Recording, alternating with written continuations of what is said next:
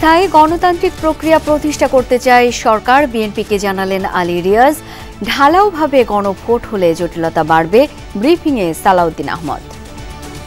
ভবিষ্যৎ পার্লামেন্ট কোনো কোনো বিষয়ে গণভোটের জন্য উপযুক্ত গণ্য করে যে পার্লামেন্টে সংবিধান সংশোধন গৃহীত হওয়ার পরে রাষ্ট্রপতির কাছে যখন যাবে তখন সেই সমস্ত বিধানগুলো গণভোটের মধ্যে দেওয়া যায় কিনা সেটা পরবর্তী পার্লামেন্ট। বাংলাদেশ পাকিস্তান সম্পর্ক এগিয়ে নিতে একমত দুদেশ। শিগগিরই চালু হচ্ছে সরাসরি ফ্লাইট। ৭১-এর বিষয়ে ক্ষমা চাওয়া ও সম্পদ ফেরতের আলোচনায় সম্মতি। বাংলাদেশ এবং পাকিস্তানের মধ্যে বিদ্যমান সম্পর্ককে সামনের দিনগুলোতে আরও এগিয়ে নেবার ব্যাপারে একমত হয়েছে। এছাড়া আঞ্চলিক এবং আন্তর্জাতিক বিভিন্ন ইস্যু এবং দুই দেশের মধ্যে বিদ্যমান ঐতিহাসিকভাবে অমীমাংসিত বিষয়গুলো নিয়ে আলোচনা হয়েছে। Very nice, thank you. ৬ দফা দাবি আদায়ে শিক্ষা মন্ত্রণালয়ের সাথে বৈঠকে সন্তুষ্ট নয় পলিটেকনিকের শিক্ষার্থীরা।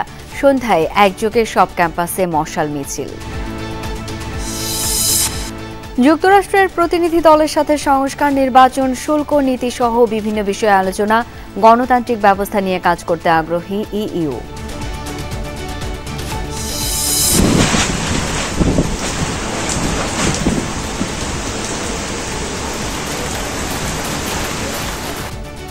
বৈশাখী ঝড়ের সাথে ভারী বৃষ্টিতে কয়েক জেলায় জলাবদ্ধতা। রাজধানীর বিভিন্ন সড়কেও পানি, ভোগান্তিতে পথচারী। বর্ষার আগে যদি এ ধরনের অবস্থা হয়, বর্ষার পরে কি হবে? 10 মিনিট বৃষ্টি হলেই কালচি রোড মনে করেন পুরো বন্যার মতন একটা অবস্থা হয়ে যায়। প্রতারণা ও চাঁদাবাজির মামলায় মডেল মেঘনা আলমকে গ্রেপ্তার দেখালো পুলিশ। 5 দিনের রিমান্ডে সহযোগী দেওয়ান সমীর। ভারতের বিতর্কিত ওয়াকফ আইন সাময়িক স্থগিতের নির্দেশ সুপ্রিম কোর্টের। 7 দিনের মধ্যে জবাব দিতে হবে কেন্দ্রীয় সরকারকে। সংবিধান সংস্কার ও বিচার বিভাগের সংস্কার আলোচনা দিয়ে শেষ হয়েছে জাতীয় ঐক্যমত্য কমিশন ও বিএনপির প্রথম দিনের বৈঠক। রোববার আবারও বৈঠকে বসবে দুই পক্ষ।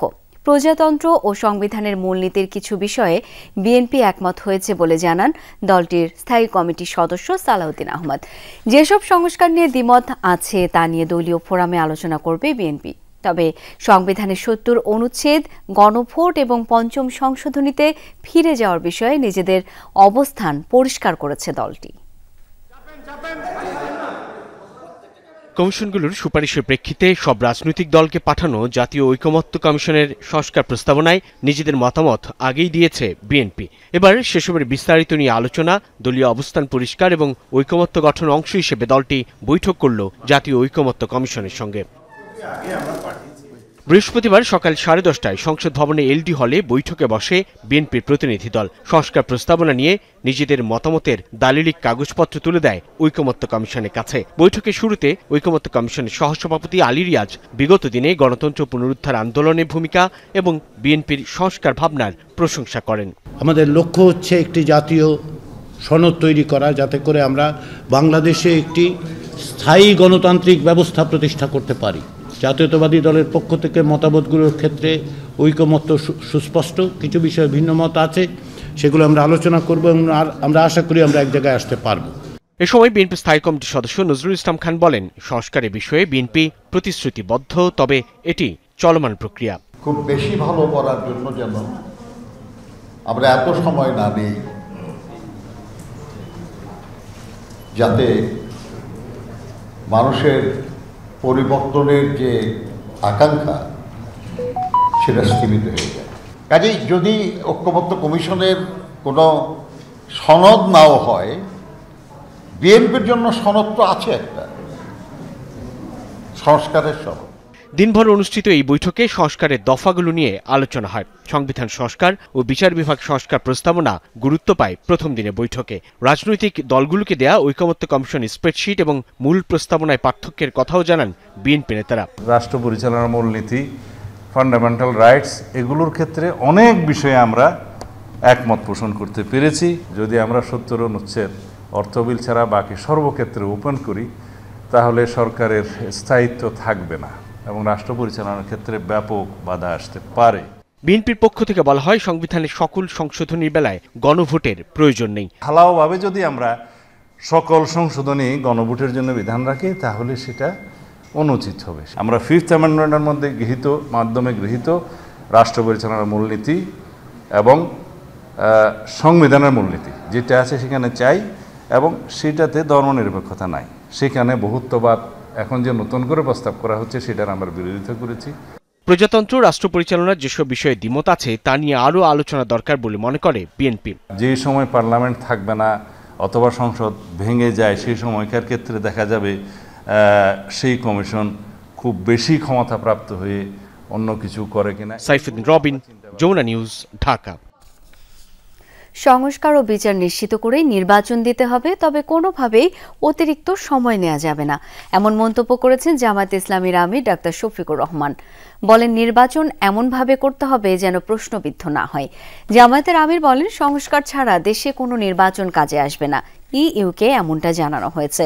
লন্ডনে খালেদা জিয়ার সাথে রাজনৈতিক বিষয়ে আলোচনা হয়েছে বলেও জানান ডাক্তার শফিকুর রহমান।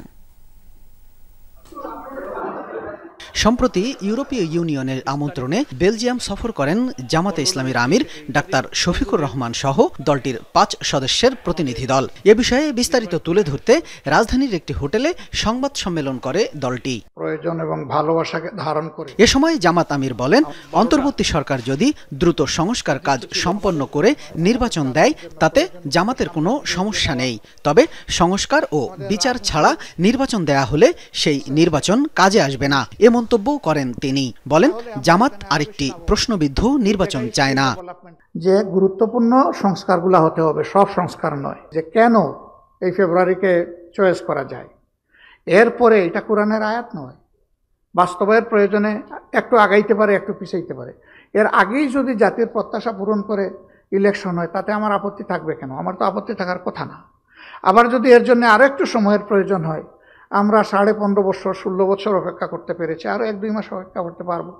এ সময় লন্ডনে বিএনপি চেয়ারপারসনের সাথে সাক্ষাতের বিষয়েও কথা বলেন জামাত আমির। জানান, শুধু খালেদা জিয়ার শারীরিক অবস্থার খোঁজ খবর নিতেই বেলজিয়াম থেকে লন্ডন গেছেন তিনি। সেখানে রাজনৈতিক বিষয় নিয়ে আলোচনা হয়েছে, জানান জামাত আমির। ব্যক্তি হিসাবে বেগম খালেদা জিয়াও জুলুমের শিকারে পরিণত হয়েছিলেন। তিনি একদিকে মজলুম আর একদিকে অসুস্থ। তো ইউরোপ সফরে গিয়েছি, আমাদের মূল উদ্দেশ্যই ছিল ওনাকে দেখা, কিন্তু যেহেতু তিনি অবস্থান করছেন তার বড় সন্তান দলের ভারপ্রাপ্ত চেয়ারম্যানের বাসায়, সেই কারণে তিনিও থাকবেন, এটি স্বাভাবিক। তিনি ছিলেন। জামাত আমির জানান, ব্রাসেলস সফরের লক্ষ্য ছিল ইউরোপীয় ইউনিয়নের সঙ্গে সম্পর্ক ঘনিষ্ঠ করা। সফরে রাজনীতি, অর্থনীতি, ব্যবসা বাণিজ্য ও রোহিঙ্গা সংকটের মতো গুরুত্বপূর্ণ বিষয়েও আলোচনা হয়েছে। এবং সেদিন ভালোবাসা এবং শামীম রেজা, যমুনা নিউজ, ঢাকা।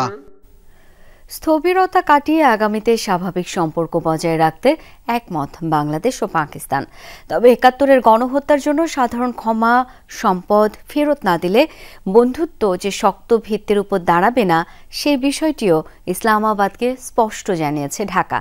জবাবে এসব অমীমাংসিত ইস্যুতে আলোচনা করতে রাজি পাকিস্তান। ১.৫ দশক পর বাংলাদেশ পাকিস্তান পররাষ্ট্র সচিব পর্যায়ের বৈঠক শেষে জানিয়েছেন পররাষ্ট্র সচিব জসিমউদ্দিন। জানান, পাকিস্তানের কাছ থেকে স্বাধীনতা পূর্ব বাংলাদেশের সম্পদ হিসেবে $4.2 বিলিয়ন ফেরত চেয়েছে বাংলাদেশ সরকার। বৈঠকে অর্থনৈতিক ও বাণিজ্যিক সম্পর্ক এগিয়ে নেওয়ার প্রত্যয় ব্যক্ত করেছে দুই দেশ। খুব শীঘ্রই পাকিস্তানের সাথে সরাসরি ফ্লাইট চালু হবে বলেও জানান তিনি। বলেন, আটকে পড়া পাকিস্তানিদের প্রত্যাবাসন, ৭১-এর সম্পদ ফেরত, গণহত্যার জন্য সাধারণ ক্ষমা চাওয়ার বিষয়টি বৈঠকে তুলে ধরেছে ঢাকা। পররাষ্ট্র উপদেষ্টার সাথে বৈঠক নিয়ে সন্তোষ জানান পাকিস্তানের হাই কমিশনার সৈয়দ আহমেদ ফারুক। এ সময় ঢাকায় আসতে পেরে নিজের খুশির কথা প্রকাশ করেন আমনা বালুচ। আজকের যে বৈঠক হয়েছে সে বৈঠকে দুই প্রতিনিধি দল বাংলাদেশ এবং পাকিস্তানের মধ্যে বিদ্যমান সম্পর্ককে সামনের দিনগুলোতে আরও এগিয়ে নেবার ব্যাপারে একমত হয়েছে। এছাড়া আঞ্চলিক এবং আন্তর্জাতিক বিভিন্ন ইস্যু এবং দুই দেশের মধ্যে বিদ্যমান ঐতিহাসিকভাবে অমীমাংসিত বিষয়গুলো নিয়ে আলোচনা হয়েছে। How was your shopping yesterday? Lovely. Lovely. What did you buy specifically? How was the discussion? The food was excellent. Oh, how about the food and the discussion? Very nice. Thank you. Thank you. চলমান সংস্কার কার্যক্রম ও নির্বাচন প্রক্রিয়া নিয়ে জানতে চেয়েছে সফররত মার্কিন প্রতিনিধি দল, তবে বিস্তারিত আলোচনা হয়নি বলে জানিয়েছেন পররাষ্ট্র সচিব মোহাম্মদ জসিমউদ্দিন। এছাড়া ওয়াশিংটনের নতুন শুল্ক নীতি পুনর্বিবেচনার অনুরোধ করেছে ঢাকা। ডোনাল্ড ট্রাম্প প্রশাসনের সাথে সম্পর্ক আরও জোরদারের আলোচনা হয়েছে। রোহিঙ্গা সংকট সমাধানে যুক্তরাষ্ট্রের সহযোগিতা কিভাবে ফলপ্রসূ করা যায় তা নিয়েও আলোচনা হয়েছে মন্ত্রণালয়ের পররাষ্ট্র উপদেষ্টা সচিবের সাথে। প্রেসিডেন্ট ডোনাল্ড ট্রাম্প প্রশাসনের প্রথম প্রতিনিধি দল সফরের দ্বিতীয় দিনে দুপুরের পর পররাষ্ট্র মন্ত্রণালয়ে আসে। প্রতিনিধি দলের নেতৃত্ব দেন দক্ষিণ ও মধ্য এশিয়া বিষয়ক উপসহকারী পররাষ্ট্রমন্ত্রী নিকোল চুলিক। সাথে ছিলেন পূর্ব এশিয়া ও প্রশান্ত মহাসাগরীয় অঞ্চল বিষয়ক উপসহকারী পররাষ্ট্রমন্ত্রী অ্যান্ড্রু হেরাপ ও মিয়ানমারে নিযুক্ত ভারপ্রাপ্ত মার্কিন রাষ্ট্রদূত সুসান স্টিভেনসন। প্রতিনিধি দলের সাথে প্রথমে বৈঠক হয় পররাষ্ট্র সচিবের সাথে। দ্বিপাক্ষিক সম্পর্ক জোরদারের পাশাপাশি আলোচনায় উঠে আসে চলমান সংস্কার কার্যক্রম ও নির্বাচন প্রক্রিয়ার বিষয়। আমাদের এই সরকারের যে চলমান সংস্কার কার্যক্রম সেটা নিয়ে কথা বলেছি, সামনে যে নির্বাচন সেই নির্বাচন নিয়ে কথা বলেছি, ইউএসএইড এর যে সহযোগিতা সেটার পুনর্বিবেচনার কথা বলেছি। মার্কিন প্রতিনিধি দলের সাথে আমরা দ্বিপাক্ষিক যে বাণিজ্য ঘাটতি সেটি কি করে কমিয়ে আনা যায় সেই বিষয় নিয়েও কিছুটা আলাপ আলোচনা করেছি এবং সামনে বাণিজ্য মন্ত্রণালয় এবং জাতীয় রাজস্ব বোর্ড সহ সংশ্লিষ্ট দপ্তরগুলো কি কি ব্যবস্থা নিতে যাচ্ছে সেগুলো তাদেরকে আমরা জানিয়েছি। এছাড়া বৈঠক হয়েছে পররাষ্ট্র উপদেষ্টার সাথেও, যেখানে যুক্তরাষ্ট্রের শুল্ক নীতি পুনর্বিবেচনার অনুরোধ জানিয়েছে বাংলাদেশ। এছাড়া ইউএসএইড এর সহযোগিতা চলমান রাখার বিষয়টি পুনর্বিবেচনার অনুরোধ করা হয়েছে। প্রাধান্য পেয়েছে রোহিঙ্গা সংকট সমাধানের আলোচনা।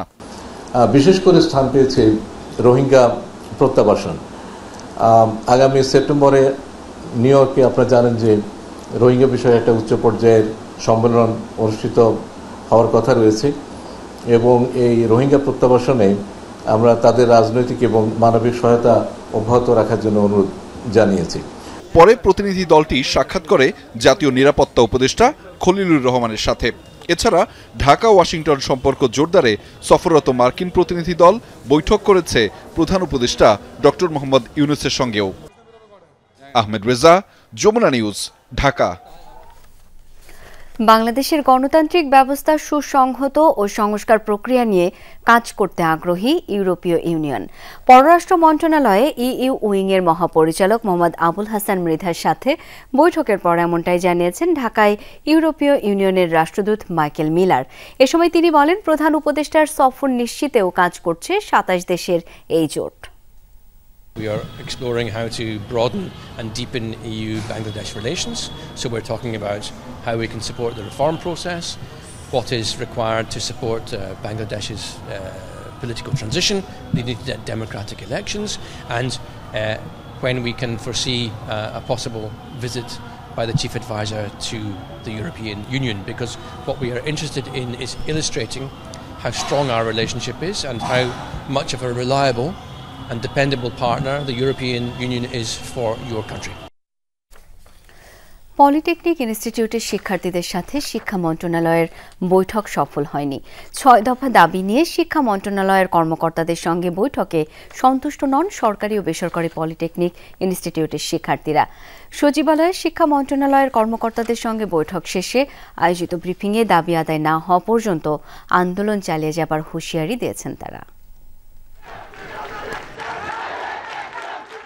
৬ দফা দাবিতে আগের দিন সারা দেশে ব্লকেট কর্মসূচি পালনের পর বৃহস্পতিবার ছিল পলিটেকনিক ইনস্টিটিউটের শিক্ষার্থীদের রেলপথ অবরোধ কর্মসূচি।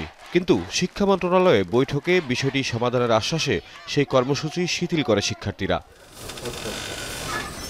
দাবি নিয়ে আলোচনা করতে দুপুরে ১৮ সদস্যের প্রতিনিধি দল আসে মন্ত্রণালয়ে। বৈঠকে শিক্ষা উপদেষ্টা উপস্থিত না থাকলেও কারিগরি বোর্ডের অতিরিক্ত সচিব রেহানা ইয়াসমিন সহ মন্ত্রণালয়ের কর্মকর্তারা যোগ দেন। কিন্তু ৬ দফা নিয়ে ৩ ঘণ্টার বৈঠকে কোনো সুরাহা হয়নি। ক্রাফট ইন্সট্রাক্টরদের প্রমোশন কোটা বাতিল, মানসম্পন্ন কারিকুলাম, স্বতন্ত্র বিশ্ববিদ্যালয় সহ সব দাবি নিয়ে আলোচনা হয়েছে দীর্ঘ সময়। তবে বৈঠক নিয়ে মন্ত্রণালয়ের পক্ষ থেকে গণমাধ্যমে কোনো বক্তব্য ছিল না।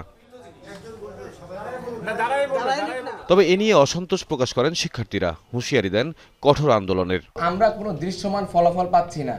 তাদের সকল কিছুতেই তারা আলোচনার সময় লাগবে, সময় ক্ষেপণ করার প্রস্তুতি আসতেছে। তাই সেই ক্ষেত্রে আজকের বৈঠকে আমরা কারিগরি ছাত্র আন্দোলন বাংলাদেশ কোনোভাবেই সন্তুষ্ট নই। তার পরিপ্রেক্ষিতে সারা বাংলাদেশের সকল পলিটেকনিক ইনস্টিটিউট সম্মিলিতভাবে এবং কারিগরি ছাত্র আন্দোলন একত্রিতভাবে সিদ্ধান্তক্রমে কঠোর থেকে কঠোর কর্মসূচির দিকে যাবে। আমাদেরকে ডেকে এনে, আমাদেরকে কর্মসূচি থেকে উঠিয়ে এনে এখানে দীর্ঘ সময়ব্যাপী অযৌক্তিক আলোচনা করা হয়েছে এবং আমাদের সময় লঙ্ঘন করা হয়েছে। নিজেদের দাবিকে যৌক্তিক এবং দ্রুত বাস্তবায়নের পক্ষে ব্যাখ্যাও দেন কারিগরি ছাত্র আন্দোলনের প্রতিনিধিরা।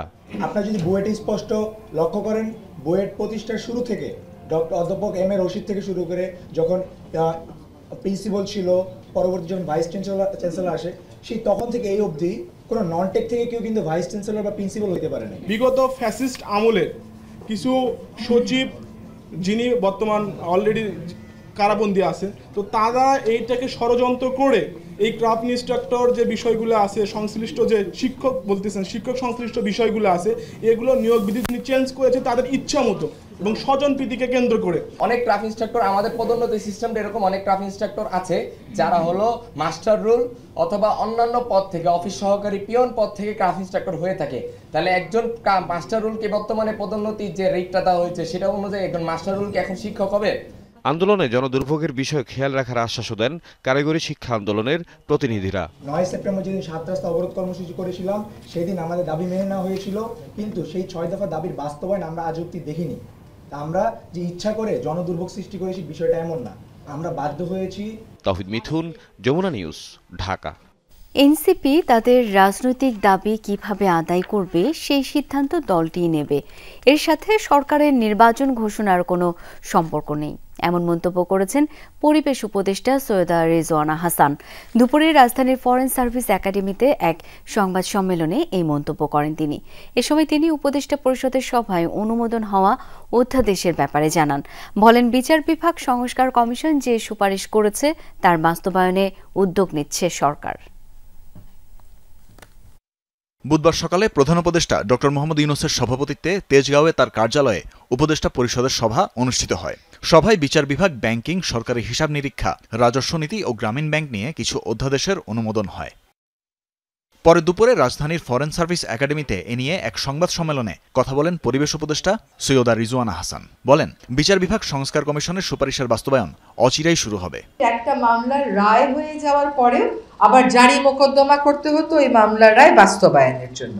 যখন রায় দেওয়া হবে ওই রায়ের মধ্যেই এক্সিকিউশনের বিষয়টা ইনক্লুড করে দেওয়া হবে। আমরা সমন জারিটা এখন থেকে টেলিফোনের মাধ্যমে, SMS এর মাধ্যমে বা অন্য মডার্ন যে ডিভাইসগুলো আছে, মডার্ন যে মেথডগুলো আছে তার মাধ্যমে করতে পারবো। উপদেষ্টা কথা বলেন ব্যাংক রেজুলিউশন অধ্যাদেশ এবং রাজস্ব নীতি ও ব্যবস্থাপনা অধ্যাদেশ নিয়েও। জানান, গ্রামীণ ব্যাংকের সরকারের মালিকানা 25% থেকে কমিয়ে 10% করা হয়েছে এবং 90% রাখা হয়েছে ব্যাংকের সুবিধাভোগীর জন্য। ব্যাংকিং সেক্টরে শৃঙ্খলা আনার জন্য, জবাবদিহিতা আনার জন্য, আমানতকারীদের স্বার্থ সংরক্ষণের জন্য এই ব্যাংক রেজুলিউশন অধ্যাদেশ আজকে আমরা পাশ করেছি। রেভিনিউয়ের ক্ষেত্রে পলিসি করা আর রেভিনিউয়ের ক্ষেত্রে বাস্তবায়ন করা দুটো আলাদা এন্টিটি হবে। আগে গ্রামীণ ব্যাংক শুধুমাত্র ভূমিহীনদের জন্য কাজ করত, এখন বিত্তহীনদের একটা সংজ্ঞা সংযোজন করা হয়েছে। ইউনিয়ন পরিষদের পরিসর থেকে বের হয়ে সিটি কর্পোরেশন, পৌরসভাকে অন্তর্ভুক্ত করা হয়েছে। সাংবাদিকদের প্রশ্নের জবাবে উপদেষ্টা বলেন, নির্বাচনী রোডম্যাপ নিয়ে রাজনৈতিক দল এনসিপির আলাদা পরিকল্পনা থাকতে পারে, তবে সেটি সরকারের নির্বাচন ঘোষণার সাথে সম্পৃক্ত নয়। এনসিপির দাবিটা তার রাজনৈতিক দলের অবস্থান থেকে তার রাজনৈতিক দাবি।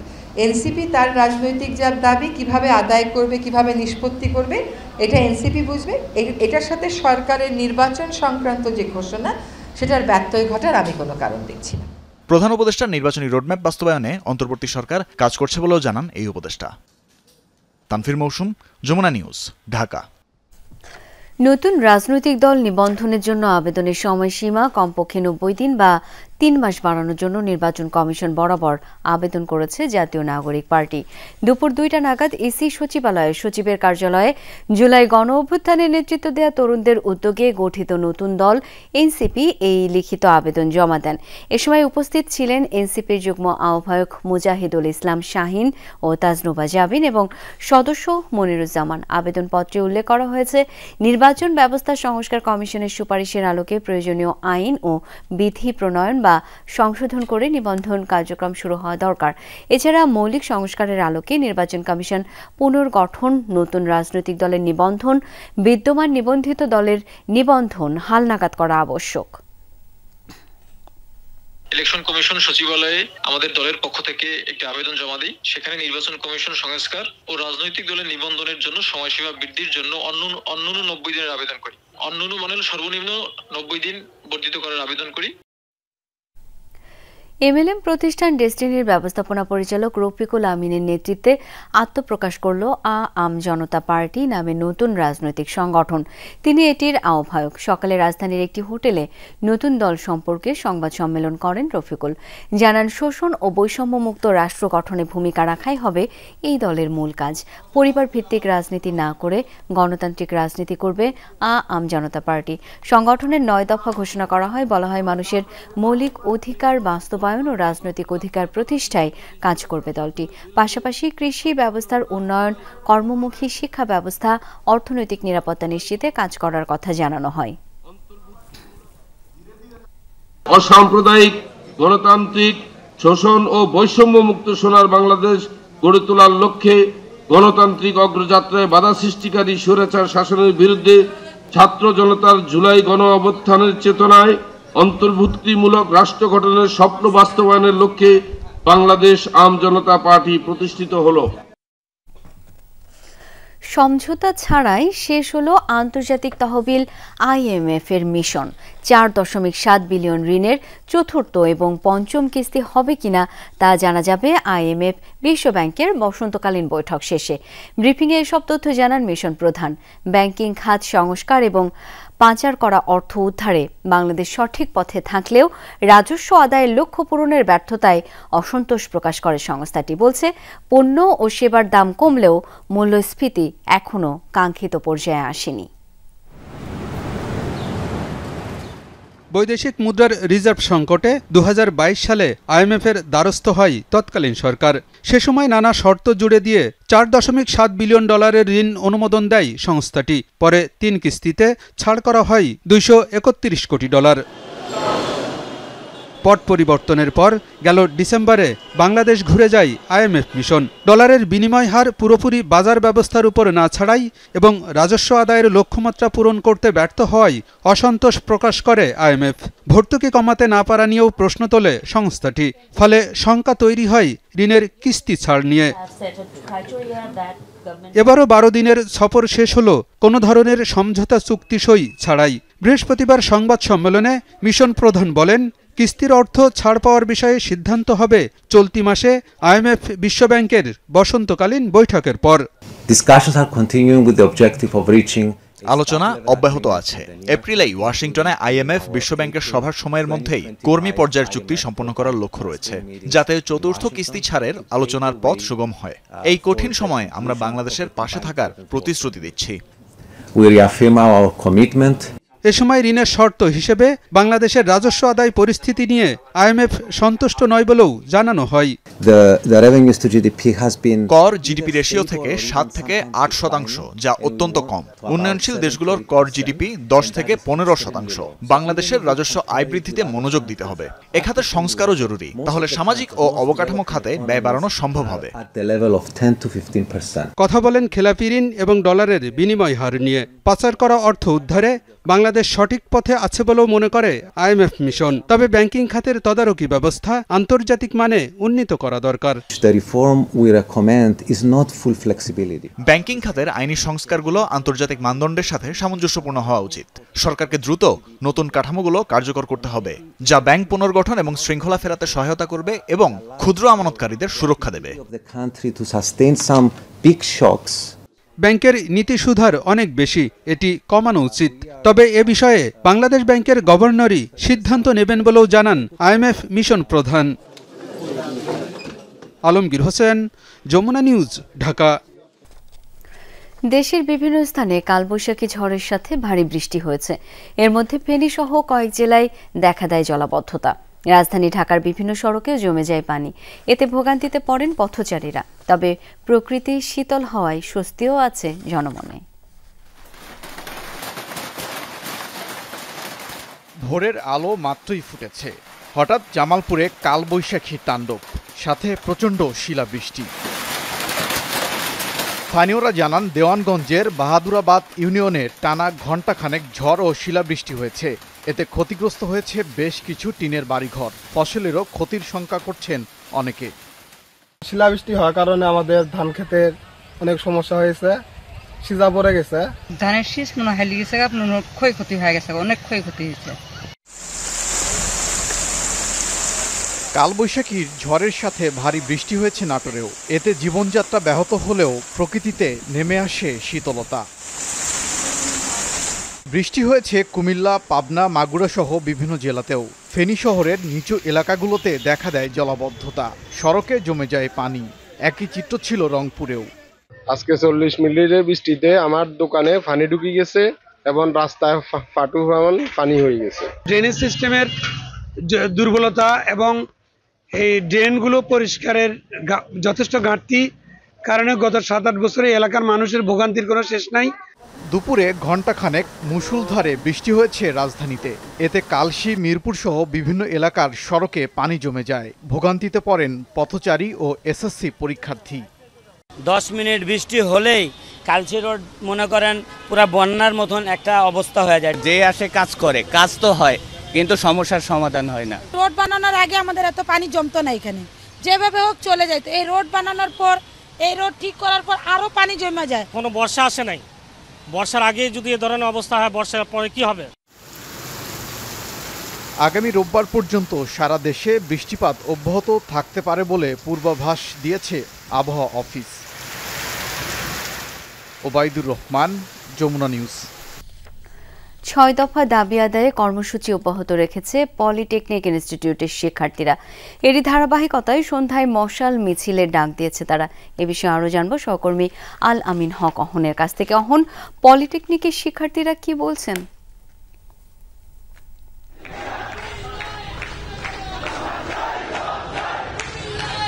সেই দাবির কথাই বলছেন। 6 দফা দাবি তাদের আগে থেকে যেটি ছিল, প্রায় 8 মাস আগেই তাদের এই দাবির কথা জানিয়েছিলেন। সেই দাবির কথা এখনো পুনরাবৃত্তি চলছে। সেই দাবিতে অনড় তারা বলছিলেন আজ সচিবালয়ে তাদের ডেকে নিয়ে তাদেরকে আশাহত করা হয়েছে, যে কারণে সারা বাংলাদেশের যত পলিটেকনিক ইনস্টিটিউট রয়েছে সহ ক্যাম্পাসে তারা মশাল প্রজ্বলন করবেন এবং সেটি ক্যাম্পাসের ভেতরেই করার কথা আমরা যতটা জানি। এবং ঢাকা পলিটেকনিক ইনস্টিটিউটের সামনে যে সড়কটি রয়েছে সেটি ভেতরের সড়ক, এই সড়ক দিয়ে খুব বেশি গাড়ি চলাচল করে না। এখন পর্যন্ত সেই সড়কে তারা অবস্থান নিয়েছেন। ভেতরের সড়কটি, মূল সড়ক 7 রাস্তা যেটি, সেটিতে কিন্তু তারা অবস্থান নেয়নি, কিংবা সেটিতে অবস্থান নেওয়ার কথাও নয়। তাদের সেই দাবিগুলোর মধ্যে প্রথম দাবি যে ইনস্ট্রাক্টর পদ রয়েছে, সেটিতে জুনিয়র ইনস্ট্রাক্টর পদে যে পদোন্নতি সেটি হয়ে থাকে সাধারণত 30% তাদের একটি কোটা রয়েছে, সেটি বাতিল করতে হবে। অর্থাৎ সরাসরি নিয়োগের কথা তারা বলছিলেন। সেক্ষেত্রে যারা সরাসরি ইঞ্জিনিয়ারিং পড়েন, অর্থাৎ বুয়েট কিংবা অন্যান্য ইউনিভার্সিটিগুলোতে তাদের যে নিয়োগটি রয়েছে সেটি কিন্তু আর থাকে না, তাদের সেই দাবিটি যদি মানা হয়। এবং একই সঙ্গে তারা বলছেন এইসব ডিপ্লোমা ইঞ্জিনিয়ার পদে সরাসরি যে কোনো সময়ে যে কোনো বয়সেই এসে করা যায়। তারা বলছেন বয়সের একটি বাধ্যবাধকতা তৈরি করে দিতে হবে এইসব ডিপ্লোমা ইঞ্জিনিয়ারিং করতে, এবং তারা বলছেন আন্তর্জাতিক মানের একটি টেকনিক্যাল ইউনিভার্সিটি প্রতিষ্ঠা করতে হবে। 6টি দাবির মধ্যে একটি রয়েছে এবং এই দাবিগুলোর জন্য তারা অনড় রয়েছেন। আমরা দেখছিলাম মশাল প্রজ্বলন করার কথা ছিল এখন থেকে আরো প্রায় 15 মিনিট আগে, এখনো সেটি তাদের প্রস্তুতি চলছে। সেই প্রজ্বলনের মধ্য দিয়ে তারা সেই দাবিটি পুনরাবৃত্তি করবেন, জানাবেন তাদের সেই চাওয়ার কথাগুলো। ধন্যবাদ আপনাকে। প্রতারণা ও চাঁদাবাজির মামলায় মডেল মেঘনা আলমকে গ্রেপ্তার দেখিয়েছেন আদালত। এছাড়া তার সহযোগী দেওয়ান সমীরকে 5 দিনের রিমান্ড দেওয়া হয়েছে। ঢাকার মেট্রোপলিটন ম্যাজিস্ট্রেট এই আদেশ দেন। শুনানি শেষে রাষ্ট্রপক্ষের আইনজীবী জানান, বিদেশি প্রভাবশালী ব্যক্তিদের প্রেমের ফাঁদে ফেলত মেঘনা আলম, তবে নিজেকে নির্দোষ দাবি করেছেন এই মডেল।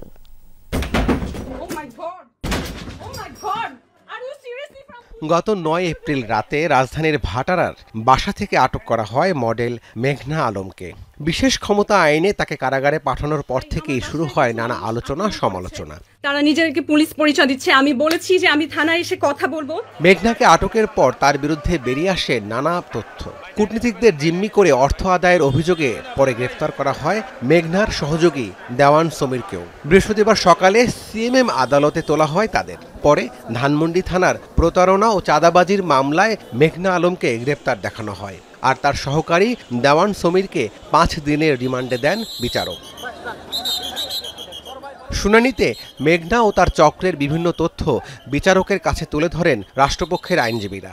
এক পর্যায়ে উত্তেজিত মেঘনা দাবি করেন তাকে ফাঁসানো হয়েছে। রাষ্ট্রপক্ষের আইনজীবী বলেন, বিভিন্ন ট্রাভেল এজেন্সি ও অল্প বয়সী সুন্দরী মেয়েদের ব্যবহার করে কূটনীতিকদের টার্গেট করত মেঘনা আলম চক্রটি। প্রেমের ফাঁদে ফেলে হাতিয়ে নিত অর্থ। মেঘলাকে দিয়ে সৌদি রাষ্ট্রদূতকে ট্রাফে ফেলে তারা দুইজনে মিলে তার কাছে $5 মিলিয়ন চাঁদা দাবি করেছিল। সেই জন্য তাকে আজকে এই মামলায়ও তাকে গ্রেপ্তার দেখানোর জন্য প্রার্থনা করে এবং বিজ্ঞ আদালত তাকে গ্রেপ্তার দেখিয়ে জেল আদালতে প্রেরণ করেন। আর সমীর দেওয়ানকে 5 দিনের রিমান্ড মঞ্জুর করে আরও জিজ্ঞাসাবাদ করার জন্য তদন্তকারী কর্মকর্তাকে অনুমতি প্রদান করে।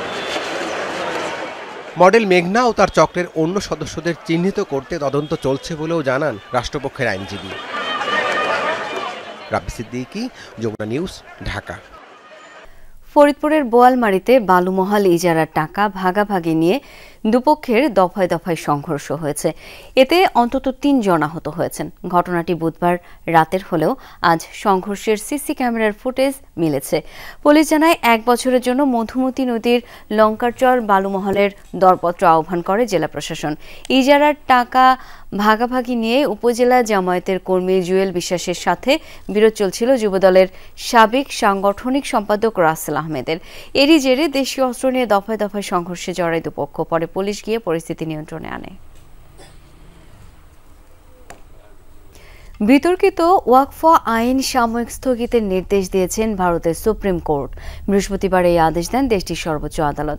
আগামী 5 মে সংশোধিত ওয়াকফ আইন নিয়ে ফের শুনানি হবে বলে জানিয়েছেন সুপ্রিম কোর্ট। নির্দেশে বলা হয়, বিতর্কিত আইনটির বিরোধিতা করে যে আবেদন পড়েছে আগামী 7 দিনের মধ্যে তার জবাব দিতে হবে। এর পাশাপাশি আগামী 5 মের মধ্যে ওয়াকফ বোর্ড এবং কাউন্সিলে নতুন করে কোনো নিয়োগ দেওয়া যাবে না। চলতি মাসের শুরুর দিকে ওয়াকফ আইন সংশোধনের বিল পাশ হয় ভারতের লোকসভা ও রাজ্যসভায়। ওয়াকফ বোর্ডে অমুসলিম সদস্যদের অন্তর্ভুক্তি সহ নানা পরিবর্তন আনা হয়েছে। তারই প্রতিবাদে উত্তাল হয়ে উঠেছে পুরো ভারত। দেশটিতে প্রায় 9 লাখ একর জমি ওয়াকফ রয়েছে।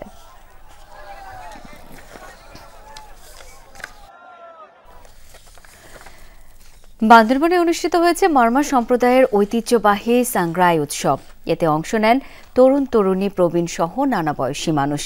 একে অপরকে পানি ছিটিয়ে নতুন বছরের আগমন উদযাপন করেন তারা। সাইদুর রশিদ ইভানের তোলা ছবিতে বিস্তারিত জানাচ্ছেন জোবায়েদ ইবনে শাহাদাত। তরুণ তরুণীরা 2 দলে ভাগ হয়ে একে অপরকে পানি ছিটিয়ে মাতেন মৈত্রী পানি বর্ষণ উৎসবে। ক্লান্ত না হওয়া পর্যন্ত এভাবেই চলে জলখেলি, যা সাংগ্রাই উৎসবের মূল আকর্ষণ। নতুন বছরকে বরণ এবং পুরাতন বছর বিদায়কে ঘিরে বান্দরবন পার্বত্য এলাকার মারমা জনগোষ্ঠীর নিজস্ব ঐতিহ্য নিয়ে সমন্বিতভাবে উদযাপন করা হয় সাংগ্রাই উৎসব। ঐতিহ্যবাহী পোশাক পরিচ্ছদের পাশাপাশি পুরো আয়োজন জুড়েই থাকে নিজস্বতার ছোঁয়া।